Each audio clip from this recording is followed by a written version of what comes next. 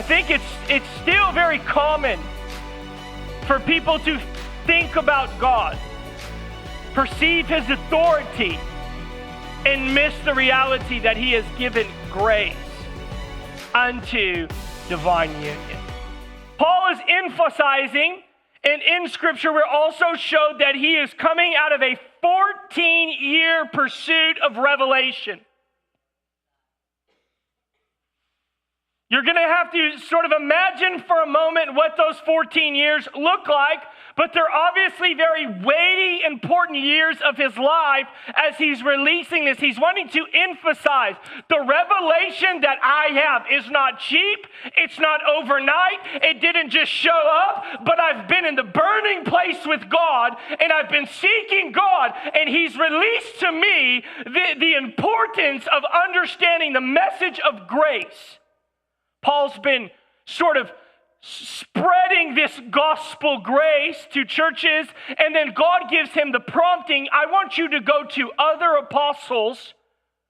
I want you to go to James, I want you to go to Peter and John, and I want you to go to them, and I want you to submit your message to them. I feel like God was wanting the Apostle Paul and other leaders in the church to get a really, really deep, emphatic imprint of the importance and the value of understanding the grace of God as the foundation of the gospel. There was a lot of mixture of law and grace still happening amongst believers and Jewish people, and there was a lot of mixture of belief, of law and the finished work of Jesus. And the Apostle Paul wanted to emphatically impress that, and we would like to think that there's not that mixture today.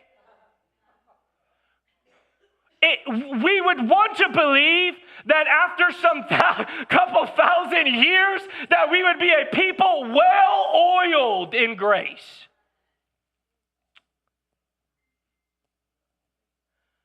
But religion and law, that sort of thing has found its way creeping in.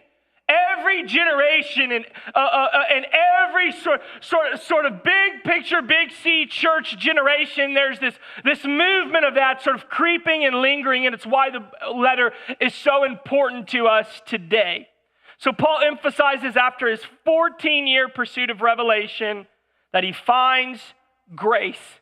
Paul in Galatians is pleading and bleeding the grace of God. He's willing to die for it.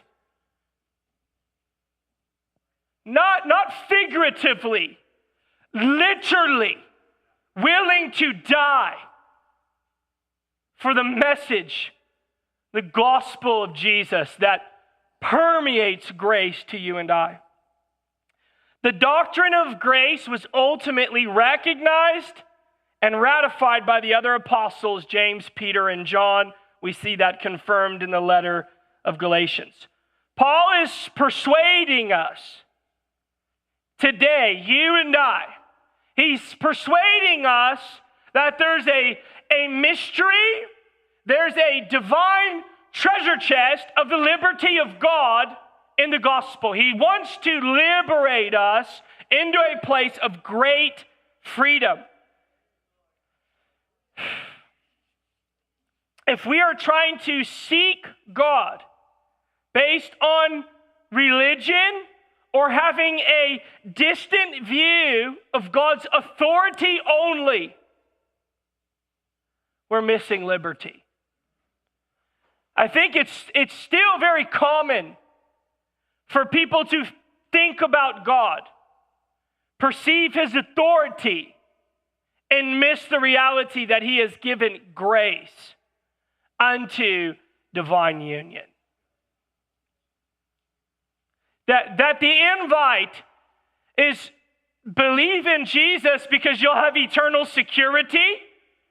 Believe in Jesus because there's an eternal beauty awaiting. You'll be saved, receive salvation, made whole here and now, and that you'll be brought into the God design of man-God union.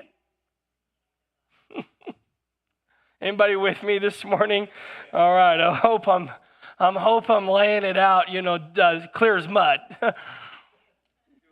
I'm doing all right. Thank you, Pastor Manny. He wants us to not miss on the beautiful liberty found in union with God. So when we are in grace, we are doing things with the intent to please God. I was thinking about that. I've been thinking about that this week. And I'm just praying and I'm saying, God, whatever it is that, how I spend my hours and my days, like, would it be to please you? And I think when you have grace, you live to please God. When you have law, you live to appease. It's different because there's wanting to please God comes out of deep intimacy and affection, and it resounds that I'm bound to you. Wanting to simply appease God, check the boxes, and make sure that I do that whole world is more of an appeasement. And I'm just moved and wooed in this season and saying, God, I want to move your heart. I want to move your heart. I don't want to appease your judgment. And I think sometimes it's really easy for us to get living in a law-based, fear-based pursuit of God that's fearing judgment, that's just simply, moving and doing things out of some sense to satisfy the idea of God.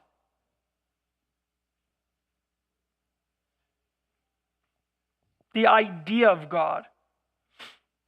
There's more for you and I believe that Galatians is releasing this, is ultimately bringing us to a place to seek God from the revelation of grace. Because when we don't, our pursuit lacks relationship, and it really just becomes about behavior management that we just can't seem to ever keep up with.